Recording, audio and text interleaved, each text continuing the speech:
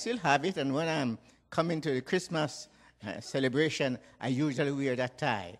She had a special name for me. I won't tell you. That's terrific. Denise?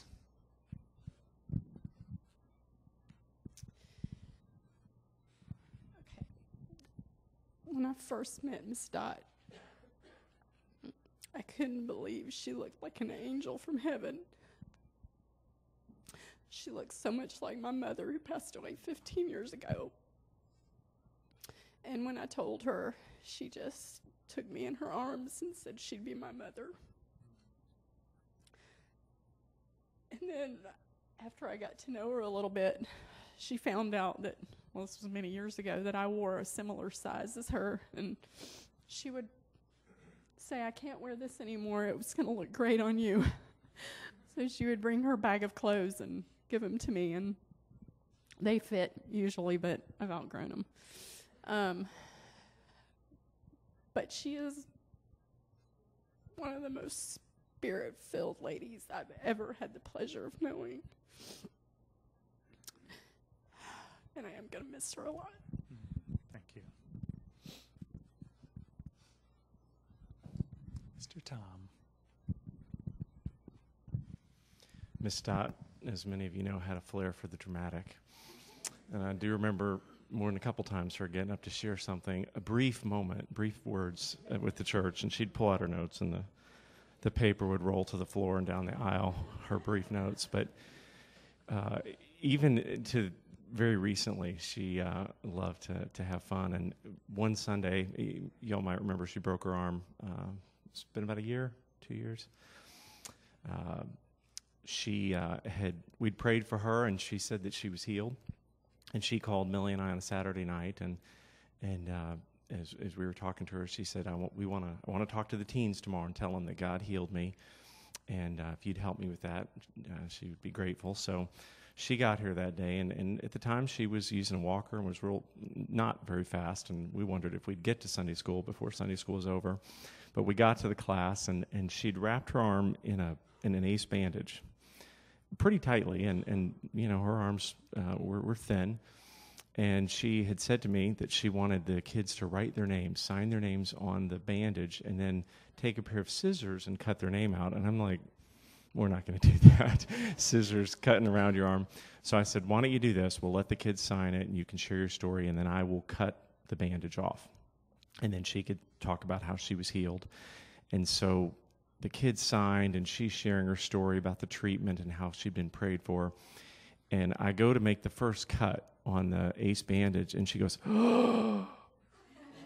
Now, she hadn't prepared Derek or I for that one, so we're like, you know, I'm like, are you okay? You know, and the kids were coming out of their seats, and she just kind of, you know, quietly nodded. So I finished cutting it, and when I made the last cut, she goes, oh. And, you know, I breathed a prayer to the Lord. I said, if she just died, we're going to have issues. And then she just, I'm healed. And at this point, no one's laughing. I mean, the kids are about ready to fall apart. It was a pretty dramatic moment. But that was Dott, and we loved her. But I guess what I will say about Dott, when Millie and I were early married, she truly loved Bill. They had a wonderful marriage, and beyond that, she really encouraged us in the early years as a young married couple to love each other. And I just, you know, she may be gone, and we will miss you, Miss Dott, but her legacy will remain in each of us. Thank you, Tom. All right. Brother Tim, do you want to come forward and share? Do your reading for us.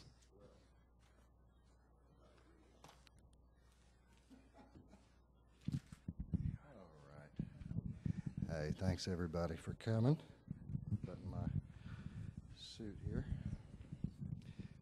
Okay. The past month or so, been a rumor going around Georgia. We've all heard it, that Dott broke her hip, She was in the hospital. Then she was in hospice. And we all kind of knew, she's going to be leaving us pretty soon. And most of us were okay with that. After all, she had gotten her ticket stamped 75 years earlier. So she'd had that ticket to ride for 75 years at a place called Fitzgerald when she was 15, after her cousin or niece and her sister went to this little Nazarene revival that had come to town.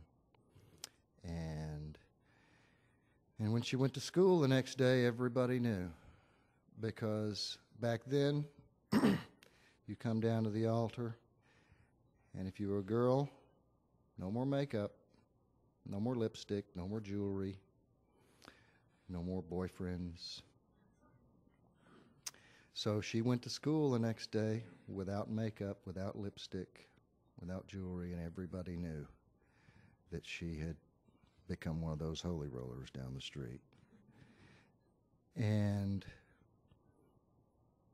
despite, friends writing her off, some wrote her off, some waited for this thing to end, if she got back to normal.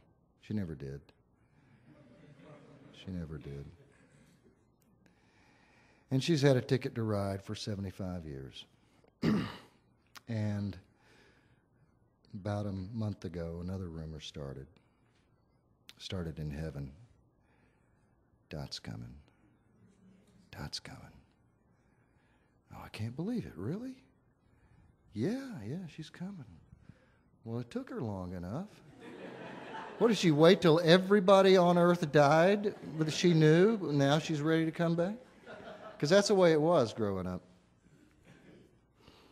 We'd go to church, and then Chuck and I would sit out in the car with Daddy-O blowing the horn while she talked to everybody that was standing, and then stood out and talked to the telephone pole for about 20 minutes or so. She had a favorite reading that she used to give. It's printed on your program.